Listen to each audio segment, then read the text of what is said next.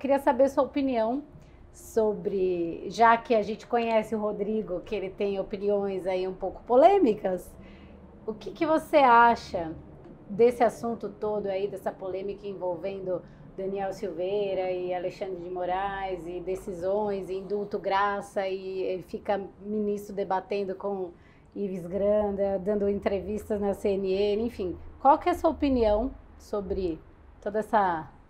Não tenho nem adjetivo para utilizar sem ser pejorativo, mas sobre tudo isso que está acontecendo.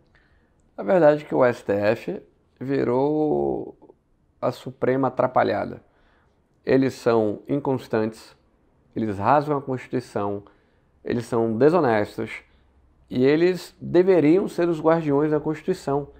Então, poucas coisas são tão deploráveis quanto esse inquérito do Daniel Silveira. Eu não sou um fã do Daniel Silveira.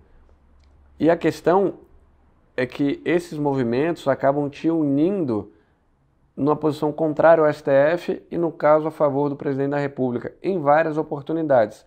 Mas o STF começou isso agora? Não.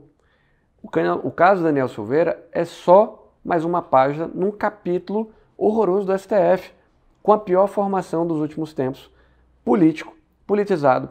As pessoas mudam de ideia. Gilmar Mendes é a favor da prisão em segunda instância, de repente, não. Começou a prender os meus. Agora eu sou contra a prisão em segunda instância. Por quê? Porque os presídios estão superlotados e não estavam antes. Revi o meu posicionamento.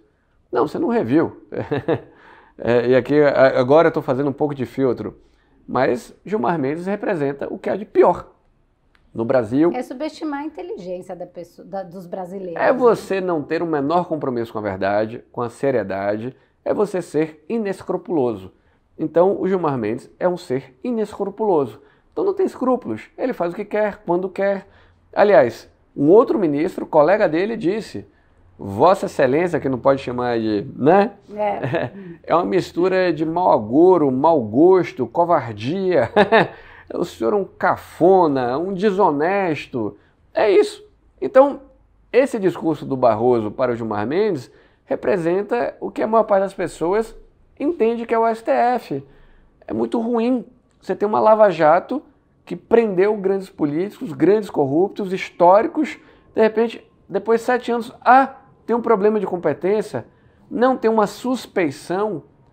Peraí, mas você está falando que tem suspeição baseada numa prova ilícita, numa prova ilegal? Mas... Então, assim, eles ultrapassaram há bastante tempo todas as barreiras e limites do razoável. Então, o presidente da República, por um lado, a adesão dele é incrível, fala: ô STF, não vou deixar você fazer tudo o que você quer. Tem limite para a sua covardia. Um inquérito que você instaura, que você é a vítima, que você condena. A condenação com base em 3 crimes, 2 numa lei de segurança nacional já revogada. E você olha o contexto do crime, o tipo penal. Existe alguém, fora os 11 togados, que acredite que aquele vídeo do Daniel Silveira de fato é uma ameaça à democracia? Que aquilo era uma ameaça iminente?